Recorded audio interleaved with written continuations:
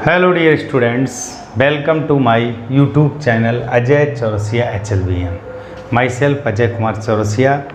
जैसा कि आपका चैप्टर चल रहा है सार्डिक, उसमें मैंने सार्डिक में आपका आव्यूह का कुछ पोर्शन दिया हो। चूँकि सार्डिक और आव्यूह दोनों ऐसे चैप्टर हैं जो कहीं ना कहीं एक दूसरे से संबंधित हैं, तो इस चैप्टर में पिछली एक्सरसाइज में मैंने आपको उपसार्डिक सिखाया, सहखंडज सिखाया। उसके बाद आपको कोफैक्टर जो सहखंडज कहलाते हैं, उसके साथ मैंने जो अभी कल वीडियो दिया है उसमें मैंने आपको पित्तलोम आव्यूह यानी कि इन्वर्स मैट्रिक्स सिखाया था। ए इन्वर्स या बी आव्यूह है तो बी इन्वर्स, जिसको कहते थे adjoint A over determinant A. तो आज बेटा हम आव्यूह विधि से समीकरणों को हल करना सीखेंगे। तो देखिए बेटा, जो पीछे हम सीख कर आए कोफैक्टर, उसके बाद एडजॉइंट, उसके बाद ए इन्वर्स, उन सभी का प्रयोग हमारे समीकरणों में होगा। तो वीडियो में अंत तक बने रहिए। सबसे पहले बेटा हम 2/2 की, जब x और y का समीकरण, जैसे देखो ये क्वेश्चन दिया हुआ x + 2y = 4, समीकरण एक दिया हुआ है। दूसरा दिया हुआ 2x + 5y = 9। देखिए बेटा, ये 2/2 यानी कि एक ऐसा समीकरण है जिसमें दो अज्ञात राशियां हैं। अभी वीडियो में अंत तक बने रहिए, मैं आगे 3 XYZ समीकरण वाला भी आपसे हल करवाऊंगा, हल करके सिखाऊंगा कि आव्यूह विधि से इसको हल कैसे करते हैं। तो देखो बेटा, इसको आप क्या करिएगा, इनके जो गुणांक हैं वो आव्यूह में लिख लीजिएगा। तो देखो बेटा, 1 2 ये हो जाएगा 2 5, क्लियर। इनटू में यहाँ XY लिख लो। अब अगर यदि आपको ध्यान होगा, जब आपने मैट्रिक्स सीखी थी तो गुणा करते थे तो x + 2y, देखिए वही रखा है, 2x + 5y यही रखा है, बराबर में आपका दिया हुआ 4 और 9। बहुत ध्यान से समझिएगा। यहाँ पर एक शब्द लिख लो मानक ही, आप इसको कैपिटल A बराबर मान लो। ये अज्ञात राशि x, ये b। तो यहाँ ध्यान दीजिएगा बेटा, x बराबर हो गया b/a, इसका मतलब x बराबर हो गया A इन्वर्स और B। इसको समीकरण 1 मान लीजिएगा। तो यहाँ पर हमारा A क्या है, जो ये मैट्रिक्स दिया हुआ है यह वाला, ये हमारा A मैंने माना है, इसी को तो A माना है। तो मुझे A इन्वर्स तो निकालना ही निकालना, B हमारा ये रखा है आंकिक मान, A से A इन्वर्स निकालना। तो सबसे पहले क्या करेंगे, जब भी A इन्वर्स की बात आएगी तो सबसे पहला काम है हम डिटरमिनेंट A निकालेंगे। तो डिटरमिनेंट A निकाला, देखिए बेटा 5 × 1 -2 × 2, तो देखिए 5 - 4, तो डिटरमिनेंट A आपका 1 आ गया। अब हम क्या करेंगे, A के कोफैक्टर करेंगे। A के कोफैक्टर करने पर यह ध्यान हो, मैंने आपको पिछली वीडियो में अपना तरीका बताया था। क्या करना है, प्लस माइनस माइनस और प्लस, इस तरह लिख लीजिएगा, ठीक है। इसके कर रहे हैं, जब 1 को क्लोज करो तो 5 आ जाएगा, ठीक। जब 2 को क्लोज कर लो तो ये आपका क्या रह गया, 2। जब इस 2 को क्लोज करेंगे तो आपका फिर से 2, और जब इस 5 को क्लोज करेंगे तो आपका 1। अब इसका ट्रांसपोज निकालते हैं। आप लिखेंगे रो चेंज इनटू कॉलम। रो चेंज इनटू कॉलम करेंगे तो आपको प्राप्त हो जाएगा एडजॉइंट A। क्या आ जाएगा, 5 - 2 और -2 1, ठीक है।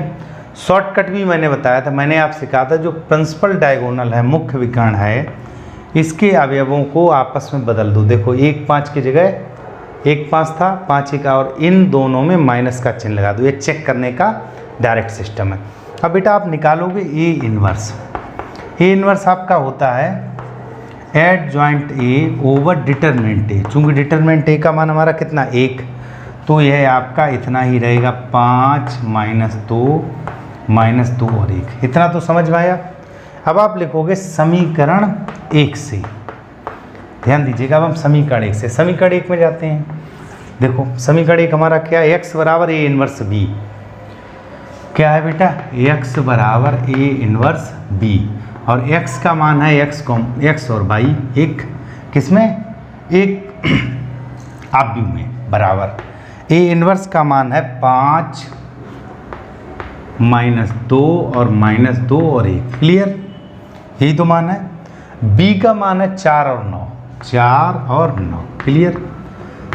ये दोनों देखो मल्टीप्लाई में तो इनका गुणा कर लीजिएगा। देखो बेटा पहली पंक्ति का पहले एक ही स्तंभ है, तो 5 चौकू 20 -18 -2 चौकू 8 +9, तो यह मान आपका प्राप्त हो गया। 20 में से 18 गया 2 -8 और तो ये 1। इधर आपका रखा x और y, ये भी आपका आव्यूह में है। आव्यूह में आपको पता है कि जैसे a11 है वो है बराबर में a11 के बराबर होता है, तो x बराबर हमारा 2 निकल आया, y बराबर 1 निकल आया। तो डियर स्टूडेंट्स बहुत ही सिंपल तरीका है। आपको क्या करना है, जो अवयव हैं उनके गुणांक में यानी कि x और y के गुणांकों को आप इस तरह एक आव्यूह में लिख दो। इस आव्यूह में एक स्तंभ में x और y को लिख दिया, इधर जो आंकिक मान दिया तो वह लिख दिया। यह a मान लिया, यह x या b, x बराबर b बटे a, तो x बराबर a इनवर्स b। अब a इनवर्स के लिए पहले डिटरमिनेंट a चाहिए, तो डिटरमिनेंट a पीछे निकालना मैंने बताया था। 5 - 4 तो ये 1 आया। फिर आप 1 के कोफैक्टर कर लीजिएगा। यदि आपको यह तरीका अच्छा लगता तो इससे करिएगा, नहीं आता है तो a11 a12 a21 और 22 करके निकाल लीजिएगा, एज यू लाइक। निकालने के बाद रो चेंज इनटू कॉलम करेंगे, एडजॉइंट a आएगा। a इनवर्स होता है adjoint a over determinant a, पिछले वीडियो मैंने सिखाया भी था। अब यह सारा मान समीकरण 1 में रख दीजिए। एक समीकरण आपका यह है, इसमें जब रखेंगे तो x y है, a इनवर्स और b मल्टीप्लाई कर लिया तो x बराबर 2 y बराबर 1, चेक भी कर लीजिएगा। x 2 रखिएगा तो 2 यहाँ 1 तो 4 हो गया। यहाँ देखो 2 दूनी 4 और 5 9, तो आंसर भी हमारा बिल्कुल ठीक है। अब स्टूडेंट्स बने रहिए वीडियो में अंत तक। अब हम आपको एक x y z समीकरण लेकर और आव्यूह विधि से हल करना सिखाते हैं। तो देखो बेटा इसका स्क्रीनशॉट ले लीजिएगा। मैं चलता हूँ अगले प्रश्न पर, जिसको आप बहुत आसानी से सीख जाएंगे। देखिए बेटा अब हम सिखाएंगे आपको आव्यूह विधि से 3/3 का। देखिए बेटा थोड़ा सा इससे बड़ा होगा, लेकिन चूंकि मैंने जो आपको कोफैक्टर करने का तरीका पिछले वीडियो में बताया था, उस तरीका से अगर आप करेंगे तो थोड़ा सा छोटा सवाल कर सकते हैं और जल्दी हल कर सकते हैं।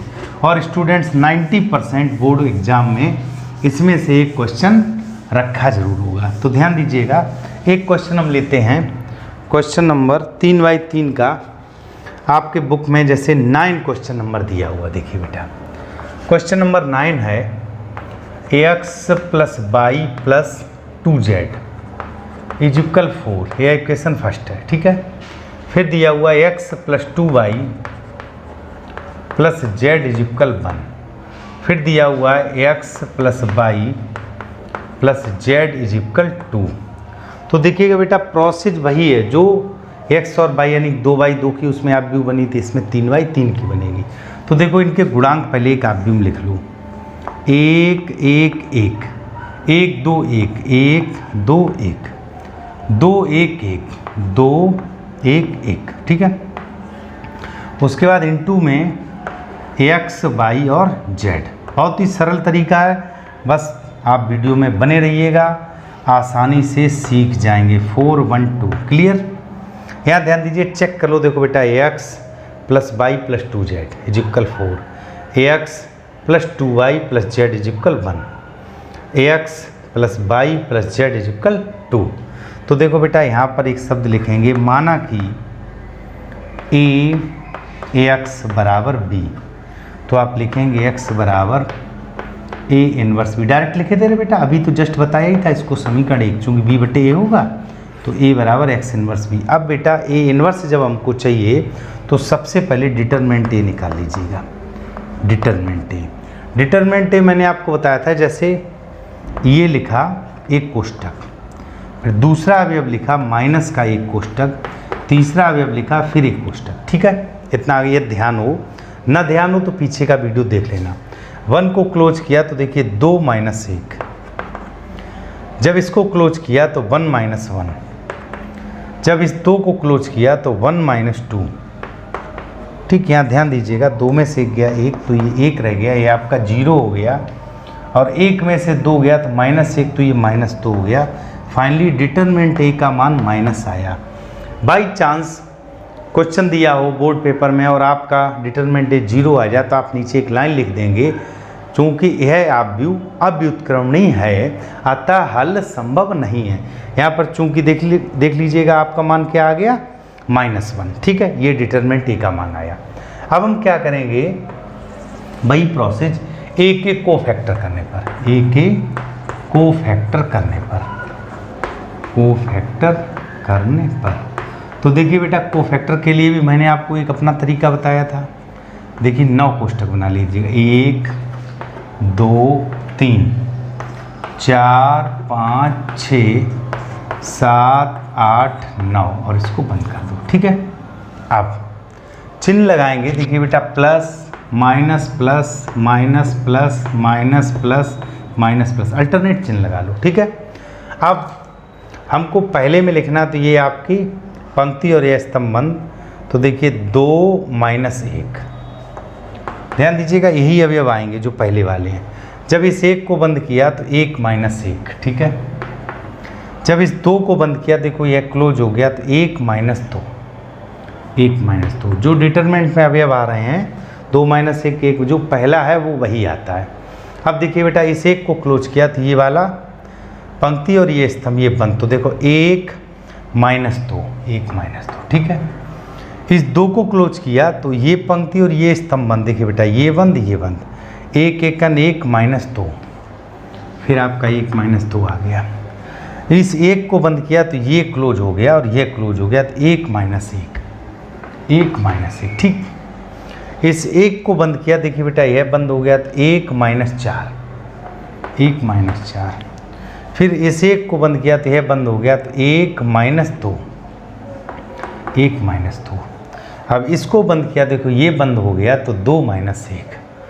और यह थोड़ा सा डाउट हो तो आप हमारा पिछला वीडियो देख लेना।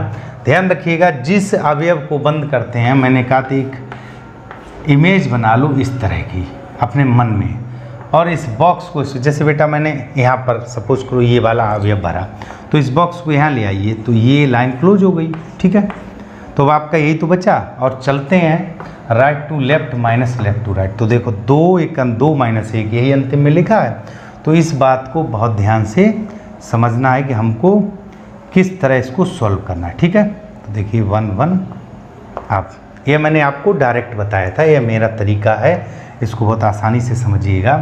ये आपका रह गया 1, यह हो गया 0, यह हो गया -1, यह -1 तो इसके कारण +1 -1 और 0 -3 -1 तो +1 हो गया, यह 1 हो गया। अब आप क्या करेंगे, रो चेंज इनटू कॉलम, चूँकि जो कोफैक्टर होते हैं उसका ट्रांसपोज मैट्रिक्स, रो चेंज इनटू कॉलम, तो आपको क्या प्राप्त हो जाएगा, एडजॉइंट ए, यह आ जाएगा आपका 1 0 -1, ठीक है। 1 - 1 0, 1 - 1 0, उसके बाद -3 1 और 1, ठीक है। देखो बेटा पहली पंक्ति पहले स्तंभ में, दूसरी पंक्ति दूसरा, तीसरी पंक्ति तीसरा स्तंभ, ये आपका एडजॉइंट ए आ गया। अब डियर स्टूडेंट्स अब हमको क्या करना है, x = A 1 B, यानी कि समीकरण 1 से, नीचे एक लाइन लिख दीजिएगा समीकरण 1 से, तो इतना आपने नोट कर लिया होगा।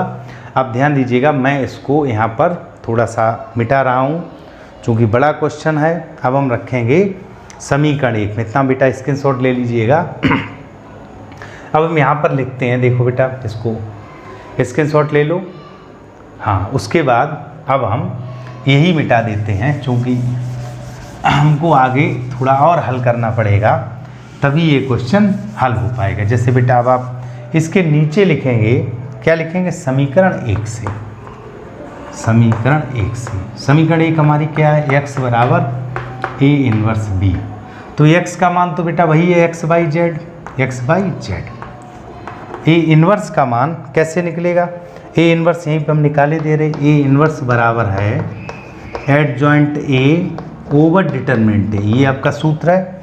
तो A 1 हमारा क्या, चूँकि मॉड वो डिटरमिनेंट A ऋण 1 है तो यहाँ माइनस चिन्ह लगा दो, माइनस चिन्ह लगा दो, और 1 0 ऋण 1 1 -1 और 0 -3 1 और 1, और b का मान हमारे में दे रखा 4 1 2 4 1 2 4 1 2। ध्यान दीजिएगा, चाहो तो माइनस का मल्टीप्लाई अभी कर दो या बाद में कर देना। देखो बेटा, अब नीचे वाले मान की हमें फिलहाल अब आवश्यकता नहीं है तो हम इसको मिटा देंगे। देखो बेटा, आगे पहुंचते हैं। एक्स वाई जेड ये हमको फाइंड आउट करना है। यहाँ पर माइनस चिन्ह लगा हुआ है। अब मल्टीप्लाई करें, पहली पंक्ति पहले स्तंभ, तो 1 का 4 में किया 4 प्लस 1 और माइनस का 6, ठीक है, 3 दूनी 6। यहाँ देखो ये हो गया 0 माइनस 1 और प्लस का 2, यहाँ हो गया माइनस 4, यहाँ हो जाएगा 0 और यहाँ हो जाएगा 2। तो फाइनली आपका जो मान आया x by Z is equal, देखिए बेटा माइनस का चिन्ह बाहर लगा है, 4 1 5 में 6 गया माइनस 1, यहाँ 1 बचा और यहाँ माइनस का 2 बच गया। तो ये जब माइनस अंदर जाएगा तो यह +1 -1 और प्लस के 2, तो हमारे मान x बराबर 1 आया, y बराबर -1 आया और z बराबर 2 आया। अब हम जरा चेक भी कर लेते हैं क्या मेरे मान सही हैं या नहीं। x + y + z इसमें रखा, तो देखो 1 ऋण 1 और 2, तो 2 आ गया। एक और में चेक कर लेते हैं, x का मान 1 -2 और प्लस का 2, तो ये ख़त्म, 1 बच गया। तो इसका मतलब मेरा उत्तर बिल्कुल सही है। तो डियर स्टूडेंट्स, इस प्रकार आपने यह सीखा। मैंने आपको पिछले वीडियो में कोफैक्टर करने का जो बुक का मेथड है वह और मेरा मेथड, दोनों मेथड समझाए थे और मुझे यह उम्मीद है आप भली प्रकार उसको सीखे होंगे। तो आज के इस वीडियो में मैंने आपको आव्यूह विधि से समीकरणों को हल करना सिखाया है। अगले वीडियो में हम आपको क्रेमर नियम द्वारा समीकरणों को हल करना सिखाएंगे। धन्यवाद।